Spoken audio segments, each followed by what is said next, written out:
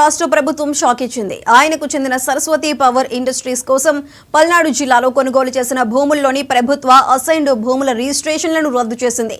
మాచవరం మండలం వేమవరంలో 20 ఎకరాలు, పిన్నెల్లిలో 4.84 ఎకరాల దస్తావేజులను రద్దు చేస్తున్నట్లు తహసీల్దార్ ప్రకటించారు. డిప్యూటీ సీఎం పవన్ కళ్యాణ్ ఆదేశాలతో అధికారులు భూముల్లో సర్వే చేసి ప్రభుత్వ భూములు గుర్తించారు.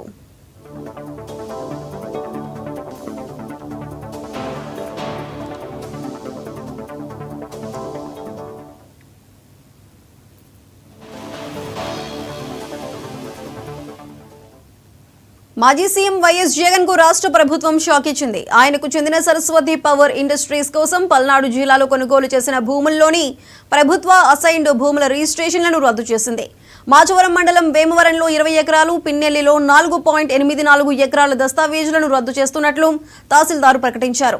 డిప్యూటీ సీఎం పవన్ కళ్యాణ్ ఆదేశాలతో అధికారులు భూముల్లో సర్వే చేసి ప్రభుత్వ భూములు గుర్తించారు.